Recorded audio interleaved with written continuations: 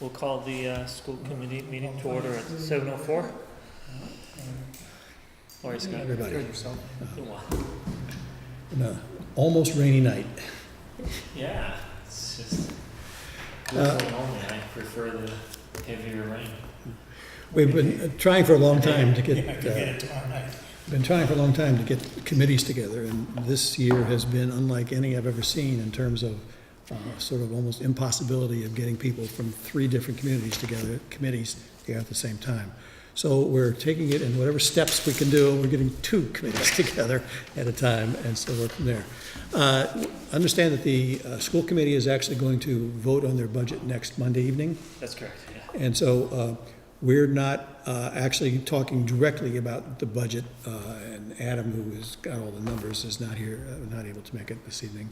But what we wanted to do is wanted to have some general conversations about the process of the budget and some broad ideas about where you stand on the budget for this year. And hope that the next week we have a meeting scheduled where we go into more detail about what was presented in the budget. We believe that the budget that was given to the school committee is pretty close to the last budget that was sent around by Adam as an email, but there have been a few minor changes to that. Okay. That's my understanding that you're closer to. Yes. I guess the first question is the big question, bottom line. When we first met a few months ago, you said you were working very hard towards getting to the minimum required spending plus the $305,000 override. You might tell us a little bit about that.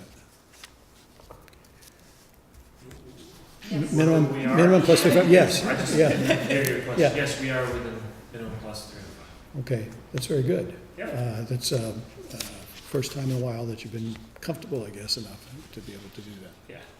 Yeah, I think, you know, we had a few brief conversations when you and Rob, I think, came to the initial meeting.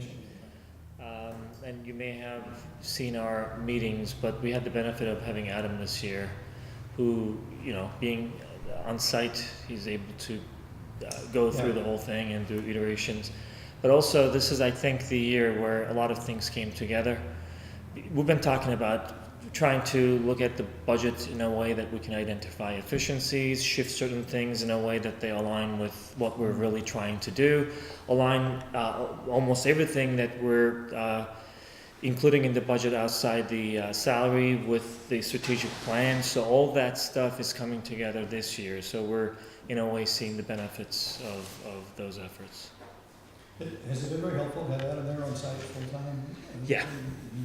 Yeah, I mean, you know, probably Cheryl can respond For to 2 that. reasons. One, of course, is forecasting and budget building. We started in September, right away, starting to do that work, but also in managing the current budget, estimating expenditures, making sure that we're on top of every expenditure, and whether or not there would be remaining revenue in the budget at the end of the year, and what would be the best way to use that so that we were, again, to Emery's point, within the goals of the strategic plan. So just having someone there full-time and answering those questions immediately makes a huge difference. Adam implemented monthly budget reports to all of the department chairs, all of our principals, really has done a good job with Carol Hepworth, our Director of Pupil Services, so making sure that not only our special education lines, but all of our tuitions and special education are being reviewed on a regular basis. Yeah, so it's made a huge, huge difference. Yeah. And interestingly, even though we've been talking about budget and focusing on budget a lot, and everybody, you know, spends a lot of time going over every iteration of our budget the last so many years. This is the first year we have a budget and finance subcommittee. Mike and I are on that one. And the other benefit that we had was being able to meet with Adam to be able to go over the entire process since its beginning. And this started, I don't recall having started any sooner than this, we started actually our conversations in November.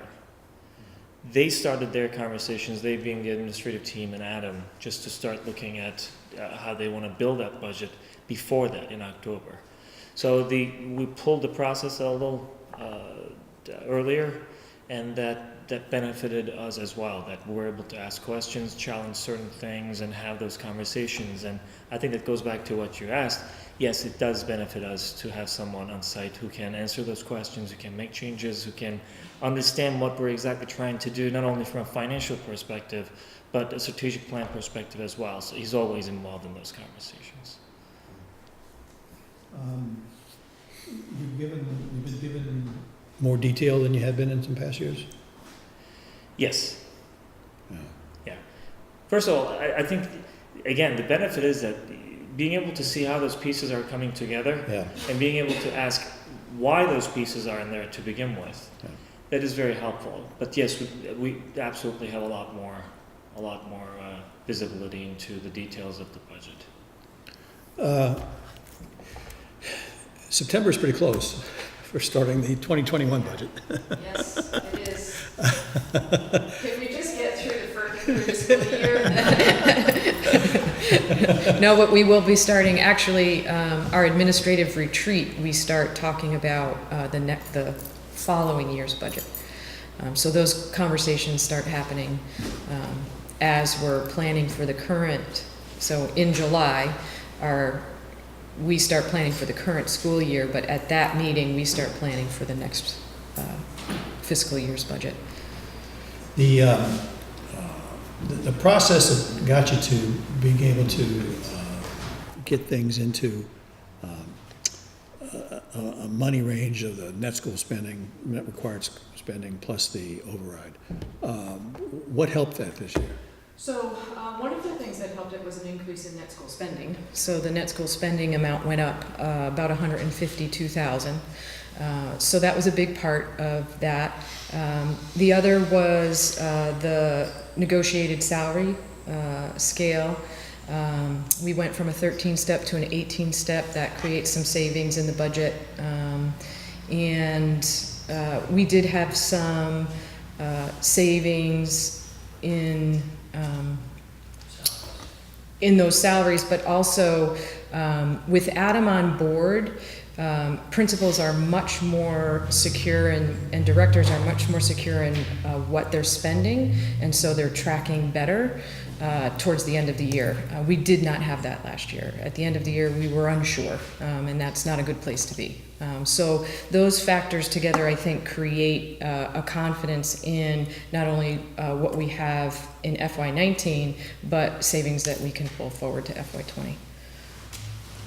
And we had increased enrollment, and we also had increased school choice. I should add those as well. Increased enrollment from people who live in Granby. Mm-hmm. Well, let me rephrase. So our enrollment for FY20 is based on October 1 numbers. The result of those numbers was that we were flat. So our revenue from the state in Chapter 70 didn't decline for the first time in many years. So the result is we didn't see a decline in net school spending or the foundation budget. So. And are you projecting that to be the same or better next year? We're hoping for better next year. Yeah. If we were to do it right now, we are technically better, aren't we? Because we're Yes. positive. Yes. So in October of 2019, we will record 740 students, which will be a significant increase. Now, the funding formula is extremely complex. Granby benefits from being held harmless. So there's a question about how much that will affect net school spending and the formula, but we're hopeful that we'll see an increase as a result. Is the increase coming sort of across both schools, or is it coming mainly from the East Meadow complex? Well, I would say because students aren't leaving at Granby Junior Senior High School and we're maintaining enrollment there, that's not a deficit. And because we're increasing in East Meadow, we're seeing increases in both resident enrollment and school choice. I think the challenge is when students graduate, how many of them are in town residents and how many of them are school choice, and whether or not we're making the numbers up at the same level. So the reason why we're flat in terms of, we did not necessarily know whether or not we were going to have the same number of Granby-based students who were going to come and join because, numbers were fluctuating.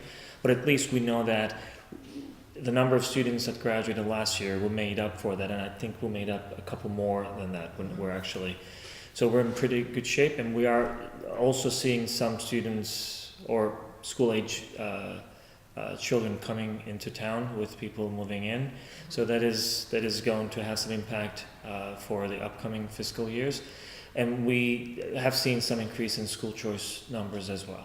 So when you put those together, that's how we are projecting that 740. And that's another thing that I think you and I might have talked about this, but that's another exercise that we are going through and we have to go through, because we have to make sure that we understand what the population growth in Granby means, the organic growth of school enrollment, so that we can balance the numbers that we have to approve every year for school choice. We don't want to really over project on the school choice side and not have, we will always have enough room, but we want to really stick to those reasonable numbers for class size, and therefore it becomes an exercise in projecting and reiterating. Do the school choice students who go through the 8th grade here, do they tend to stay and go to high school, or do they? Yeah. Yes. So they're coming in pretty much with intention of spending their whole Right. career here. Okay. I know we had some interesting looks at your use of funds that were bigger than you expected, I think at the end of last fiscal year, to be able to offset some funds, offset some of the costs for this year. Is that going to continue? Probably not in that same magnitude, but is that going to continue, I hope? So I think you're referencing, and correct me if I'm wrong, our use of funding to purchase the technology audit findings. Is that what you're referring to? And I think it is related to the circuit breaker that was used to pay some of this special ed the first 3 months this okay. year.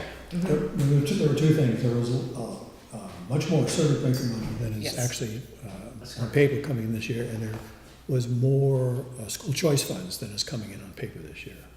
Yeah. Is that, what happened how did that surplus build up, do you know? Have any idea? So part of it is, on the special education side, when the special education budget is put together, there is a certain projection that, based on what the conversations with students and their parents are, we put in a certain tuition, because some of them have to be sent out of Granby. And in some cases, not many, but in some cases, the schools that they select to go to end up being schools with lower tuition, so we have some savings there. And last year, I think there was some use of local versus circuit, so there was some additional leftover in circuit breaker. So we don't really expect that the magnitude of the money remaining in circuit breaker funds will be similar to last year. I think that was an exception. Correct me if I'm wrong. But we are hoping, nonetheless, that both in school choice and circuit breaker, there would be some leftover towards the end of each year, not at the same levels as last year, so that we can continue to build those funds. Because, just because we had a favorable year this year in terms of special ed doesn't mean that it's going to go that way, and you guys know that story. So we want to be prepared, instead of having to go to the town and looking for those amounts that the fluctuations require. We want to be able to better prepared by having those funds, ready, available to us. It was very helpful that it seemed to me in your deliberations that you in fact had a pot of money from the previous year that you were able to use to do some of the offsets. That always seemed to me personally as a reasonable way to run a budget, and use that fluctuations there to even out the changes in the budget from year to year, which happen because of some unexpected things, and special education is always, I know, one of the big unknowns every year for the budget. Are you using that idea? I think you're gonna be using that kind of idea for the future budgeting? Yep, it's actually part of our strategic plan in building fiscal stability in the budget. Typically, school districts, superintendents, you will hear, particularly in revolving accounts like school choice, a year in arrears. So you want to have a year in arrear in the revolving account so that you aren't spending down to zero to fund the operating budget of the school department to that exact point. If we have a tuition or we have an unexpected need, that would be the funding first that we would look to before we would go to the town and say, hey, listen, we've got this unanticipated expense, and we don't have anywhere else to go. So you will hear superintendents say, and I agree, a year in arrear is in revolving accounts is reasonable and fiscally prudent. And it allows us to change the practice and get to the right mindset, I think. You know, school choice is one example. In the past, you've seen our budgets. Some of these school choice funds were earmarked to be used for salaries and all that because there was no other way really to make up for that. So instead of being able to keep some of that school choice money, if there was any left over, and you know, we're lucky to be in a net positive school district for school choice, we had to use whatever remained in school choice in most cases for salaries and stuff. Now we are able to look at it a little differently. And then, you know, school choice should be for school choice purposes. And if there are additional funds left over in school choice funds, they should remain in you know, those reserves so that, you know, in the future there is some fluctuation, we can use those funds for other purposes instead of paying salaries. On the regular education side, do you have some method for extrapolating from past years how many students you expect to move into Granby rather than just school choice students each year? Is there any kind of approach to that? So For yes. predicting Yep. future years? Not so much to predict future, but we look at resident enrollment that we provide to DESE, and we track that report over time. In terms of forecasting resident enrollment, that's an area that Adam and I are talking about, becoming more involved in MASBO and reaching out to organizations that do that work for not only school districts but also for municipalities as well. Do other schools do this? Yes. South Hadley, I just met Nick Young today, actually meeting with the legislators. So we were talking, and I don't want to misspeak the organization's name, but it's New England Association of something. So we're going to connect and use them as well. It's probably pretty, I'm guessing, I don't have any idea what the future holds in terms of people moving in. And I would be very interested in, learning more about, what folks are doing to predict. We seem to be at a point where Granby is once again seen as a nice place for people to move in for a variety of reasons, because probably there are some constraints around real estate in surrounding towns, but people want to remain in the area. There are some new structures, there are some structures, homes that are being vacated. So that is right now helping some people moving in, and some of those happen to be with folks with younger children, school-age children. So we're enjoying that ride in a way. At least I am, from a layman's perspective, answering your question. But probably there is a way to look at what type of homes are preferred, by folks who are, moving into town with multiple children, let's say, or school-age children. And if, there's a inventory of vacant homes or new homes, maybe that's the way to to determine whether or not we should expect more students coming in. Right now we are. In fact, we're having conversations about, students who are at Children First and all that. So there are students who are really Granby residents who are going to, hopefully, most of them, if not all of them, who will be coming to Granby schools. So we are hopeful that that trend will continue in the next few years. And honestly, even if it plateaus, if it balances out, and there's a way to really see the numbers that are leaving being replenished by numbers that are coming in, I think that would be good. Right now, we think that the 740 that we're talking about is still giving us an opportunity to look for a little more, but it's not really going to be a huge increase after that. It's not going to get back up to the 1100. No, it will not. It will not. No, but I think having the discussions early with families around Granby residents utilizing school choice, we've had those conversations. We're starting to have those conversations again. There is a cost to families choosing and opting for school choice out. I'm not sure that was clear to everyone. With the new school, there's been lots of excitement about that new building and the facility being a 21st century learning facility, plus the one-to-one computing for grades 3 through 6, bringing that one-to-one computing up to Granby Junior Senior High School in grades 7 and 8. So there is enthusiasm. I think we need to make sure that the perception is that we are investing in the schools, we are investing in the students, and therefore Granby is the best choice that you can make for your children. There are any barriers, are there, for students who have dropped out, opt in to change their choice the following years? So it's a good question. It's actually a question I just asked David.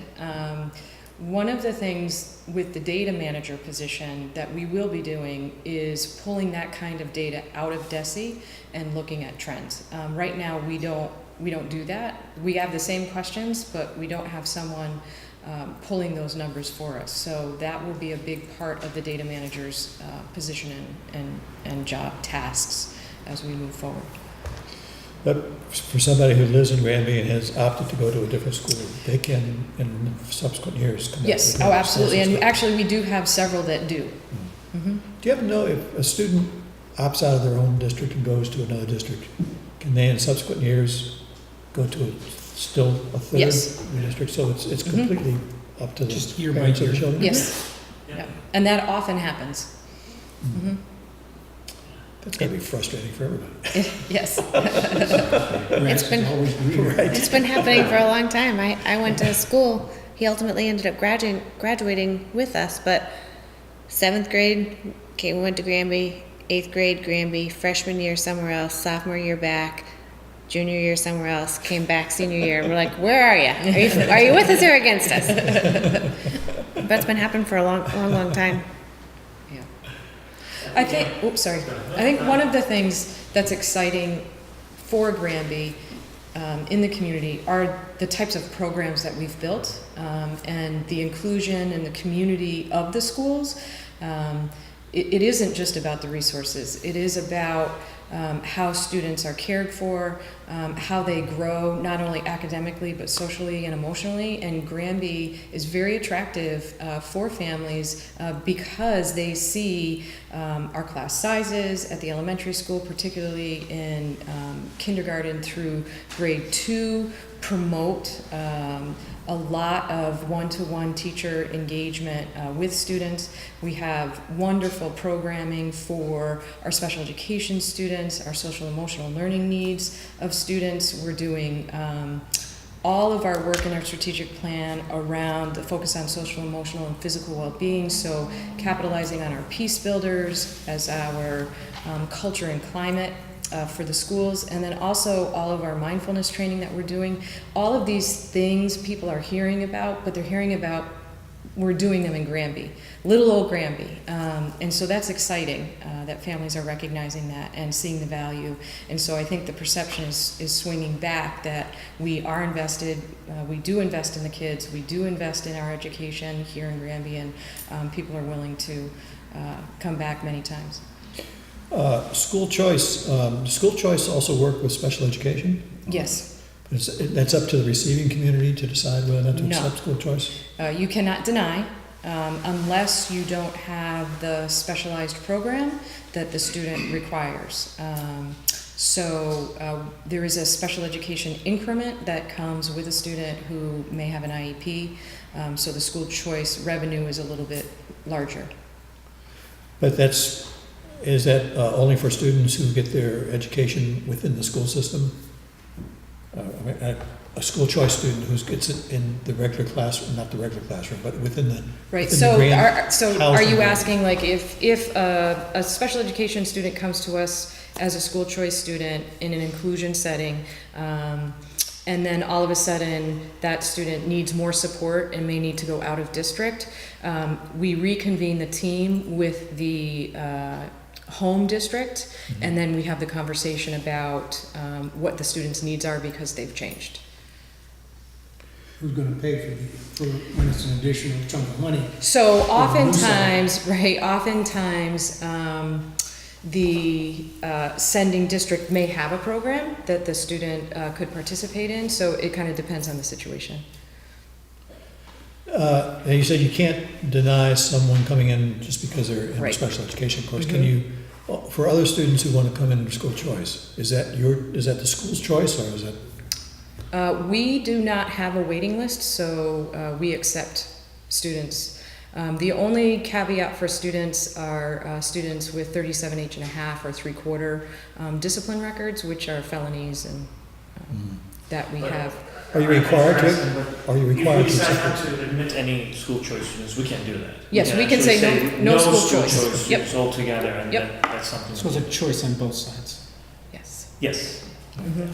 I mean, we may get to the point where there is no opening for school choice and we are full.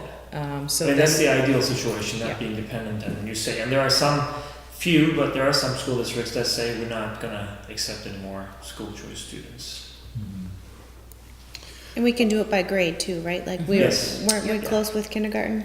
yes, Yeah. we're not accepting kindergarten. With the exception of if there is a school choice student in an upper grade, we accept the sibling. So then, Mhm. I think, you know, you talked about all the excitement around the new school and it's wonderful and all that.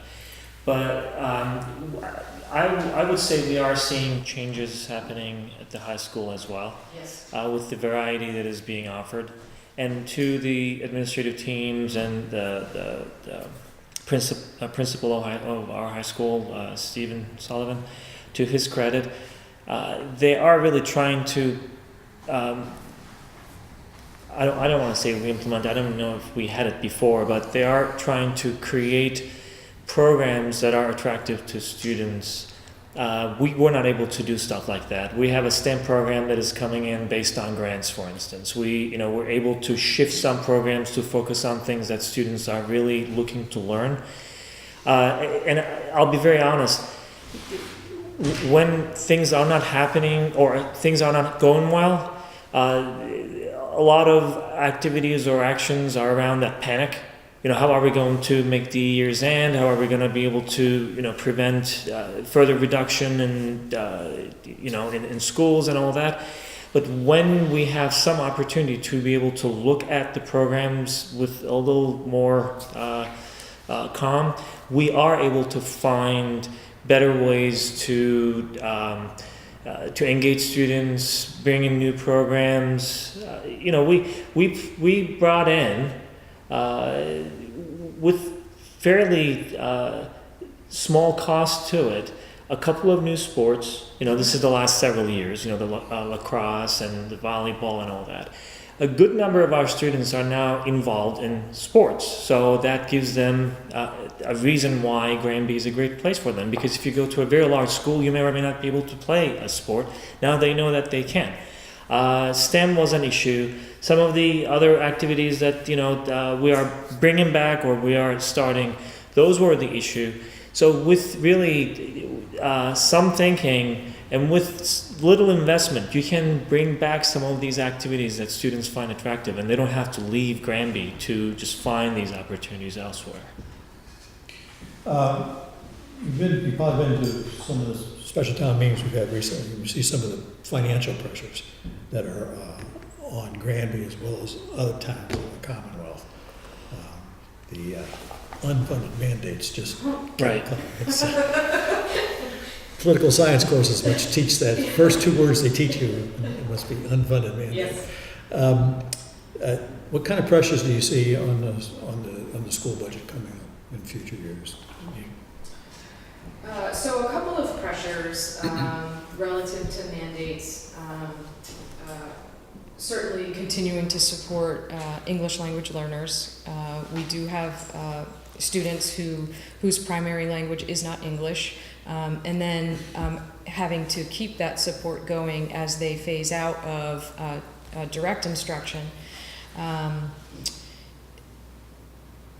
Unfunded mandates,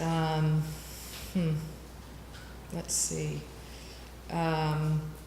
One of the most current ones, and one that is a real challenge, are when we have students that require discipline.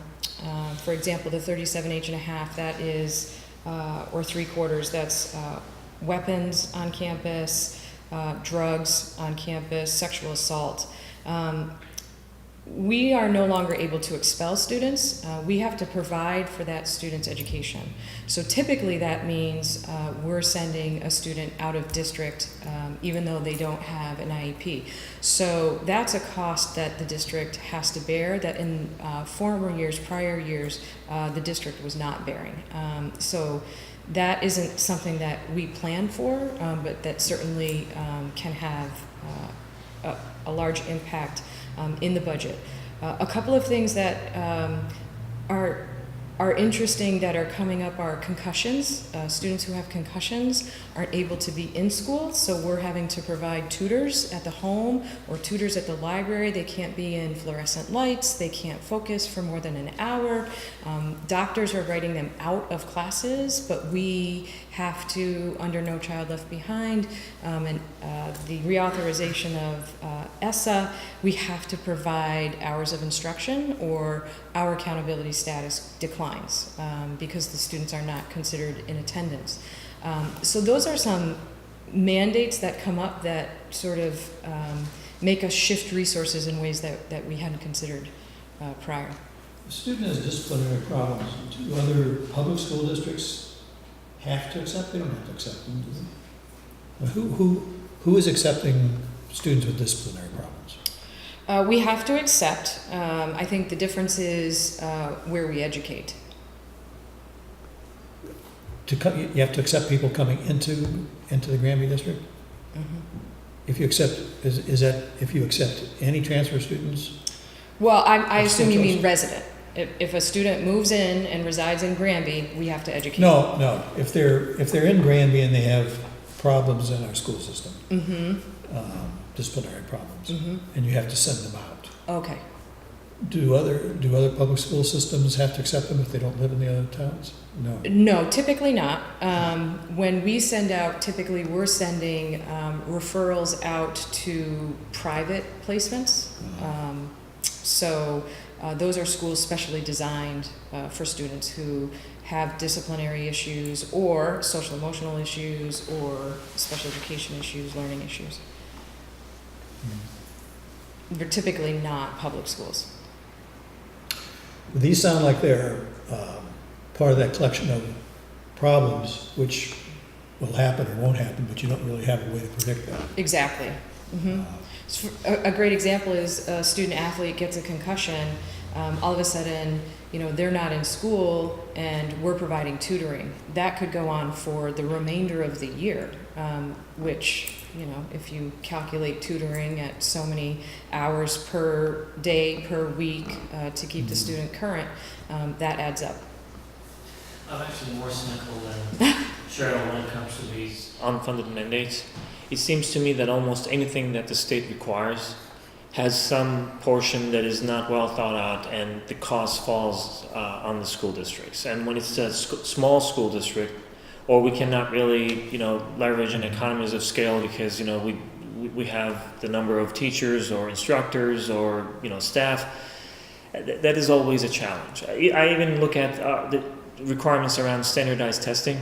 I mean, the way they shifted everything, 3 years ago, they switched to computer-based standardized testing without even asking the districts whether or not they had internet connection, And because you did not have adequate internet connection, then you had to have storage in your local district to be able to then transfer the data in some other ways. So I don't know that they are thinking about it, or if they are thinking about it, the model that they seem to be looking at typically are schools that have the means to be able to take those costs and not really feel the burden as much as school districts like ours. So that is the frustrating part, because every year something changes. It's either small or larger, but we find ourselves in a situation where when we're having these nice conversations, something changes and we say, oh yeah, everything is, fine. And, then we find that we have to spend some money for something else. I mean, two good examples coming down the pike are the requirements to do civics education in grade 8 and the requirement to add computer science K through 12. And these are discussions that come out of mayors and the governor and industry leaders and post-high school colleges, trade school folk coming together and saying, these are the skills that we need students to have when they graduate. They need to have computer science skills. Okay, that's great. DESE will design the standards, and then school districts will have to design the curriculum, implement the resources, train teachers, and do all of that work. Typically, there will not be grant funding that comes Granby's way to do that. So you don't have the option to add 2 hours to each school day. Or exactly. So what are you going to not do Right. in that case? Absolutely. Am I going to have to hire a teacher? Where's that funding supposed to come from? So those are the kinds of things that we end up looking at and trying to. In Granby, I think we do incredibly well. Our staff are very flexible. They've often gone out and gotten additional certifications to teach certain courses. We have so many staff, particularly at the high school, who are dual certified, even triple certified, and are teaching multiple courses and preparing for those on a daily basis. So that's how Granby does a lot of this work, but there's only so much of that we can do. Have you had to eliminate some courses to make room for some of the new things that were required? Not yet. Not yet. No. We have changed some of our AP courses where we were offering double course time for AP courses. That's shifted a little so that we could increase programming for students, but mostly it's a change in what's being taught when, with the exception of computer science. That'll be interesting to see how that comes out of the state. The assumption is that in elementary schools, the classroom teacher would be able to provide that instruction, which I think is interesting. I'm not sure how my first grade teachers are going to feel about that. But again, what's required, resources, materials, training, that's going to be a heavy lift across the state. This is, of course, just intended in jest, but I imagine there are a number of 5th grade students who could probably teach the course. Yep. Yes. If you got them to do Minecraft, they could, they would rule the world. But yeah. Any questions? Yeah, I have one. Back when we started talking, we were talking about how the budget this year is back under control, I guess is a good word, isn't it? And when I was looking at it, I noticed that you have a thing called an IDEA grant. IDEA, yes. IDEA. Yep. For this year, you did not show it last year. And I'm just wondering, when did you get it? And has there been and I see that it's being charged, it's being charged for some special ed. It is, yeah, it might have had a different name last year. Well, I thought it was all brand new. I mean, when I say that, there wasn't, looking at the amounts of money, there wasn't anything that was anywhere near that kind that wasn't reoccurring. So IDEA is SPED 240, so I could get you those numbers to see how that's trended, let's say over the last 5 years. But it is a So special education it's not- grant. So it's not new? No, No. Isn't no. that the grant that was combined, two other ones were combined into this IDEA? Was that the one? When we were talking with Carol, there was a grant that renamed, Nancy came in, was talking about it, and it was part of this and part of that, but it That might came have on. been DPH. Oh. That might have been the Department of I know Public it's all Health letters. grant. I know. I even confused myself. All Yes. acronyms, So, no real words, just uh, all acronyms. Yeah. I will certainly get you those numbers, Yeah. yeah. So you can It see. just to me looked like it was a brand new chunk of money, forget what it was called. Okay, In which case, if you got it and you didn't have any expense, it would be gravy. right. Yeah. So that actually goes back to one of the advantages of having Adam and being able to always ask for some of these details. We will be able to, in the next 2-3 years, 2 data points don't make a trend, but in 3 years, we will be able to see almost everything as they are trending. And that's going to allow us to really do some better budgeting as well. I think you were asking earlier, are we able to look at historical data and then be able to project certain things based on that? Well, some of the things we can do that if they are in larger buckets and we can trend them out. Some of the smaller things are difficult to track because a lot of things had shifted in the past years from this line item to that line item, so there was really no narrative behind it. But one thing that we're trying to do with Adam's help is keep everything lined up so that we can trend them out. And some things may just fall out, some new things may get larger, but at least we're going to be able to make projections based on that. And the example that you're giving about probably is one of those that probably didn't appear under the same name, or it was somewhere else in some larger bucket, but it was always there. You got any questions you want to ask us? A few things, a couple of them tactical and technical for our meeting next week. We said that it would be a little more technical because Adam's going to be here, so he can answer. Do you have anything that you would like to get answers for? I remember last year you had sent a list of questions, and it really helped the conversation because we were able to come to the meeting prepared. Yeah, I think we had, you've all been copied on the emails and going back and forth, and we still have some unanswered questions about some Okay. specifics or items. Maybe if I have a chance, I'll put those together again, That'll so be- they're that'll be fresh great. for That'll be fresh for great. Adam to do. Yeah. And those tend to be, what is this item, what is that item, how has it changed, kind of thing. And the other thing is not necessarily a question, but again, when we had that brief chat the other day, it would probably be a good idea to have some of these meetings much earlier with the intent of really looking at how we are and we can budget going forward for some of the items. And you were asking, and I mentioned that, we have technology available in our curriculum now, but technology needs replenishing every so often. And for those cycles, how do we really predict that? How do we prepare for that? How do we budget for that? If you have any suggestions, any ideas as to how we can approach some aspects of our budgeting, that would be great. It would at least start that conversation before we get too late in the process and then not be able to do anything and react to it. You got anything else? I don't. Not at the moment. I did speak a little bit earlier off camera before the meeting, but I did present at the legislators meeting today at CES. So the state chair of the education budget subcommittee was there, Mr. Lewis, and also Ms. Peisch.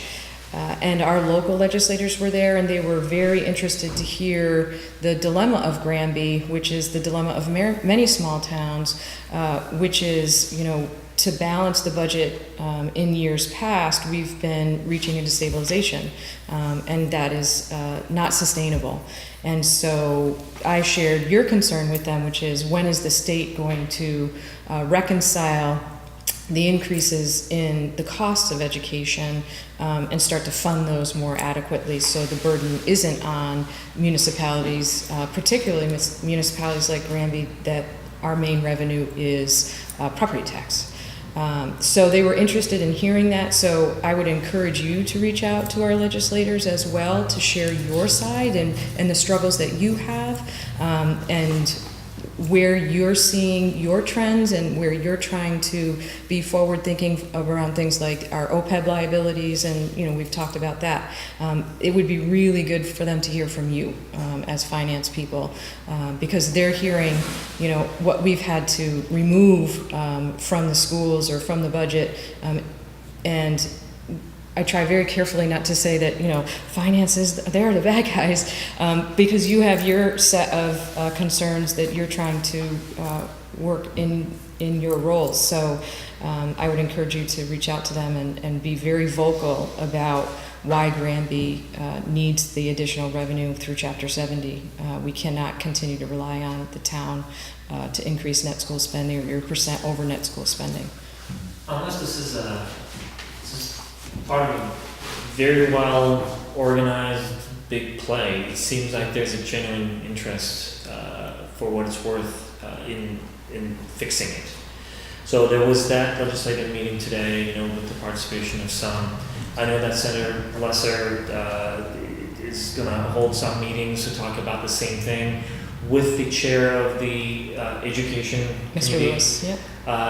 So they are really trying to take advantage of the momentum and see if they can, you know, they can fix the formula and go beyond that. Because even when we fix that formula, what you probably heard, what we have left on the table is $169,000 or so, $160,000+. So if they were to really fully implement the updated foundation budget, it would today bring $160,000+ to Granby. But when we look at some of the items that fluctuate and, you know, not necessarily, they are not necessarily well projected in that type of foundation formula. If they, you know, go up unexpectedly, it could still hurt. So they are looking into some of those items, and some of them are health insurance related, special education related. So I'm hopeful. Maybe not immediately. Who was it? Somebody said 2022 or 2022 fiscal year may be a much better year, because some of these different types of work may just come together and they may finally make those changes. So your advocacy is so important and critical right now. I guarantee you.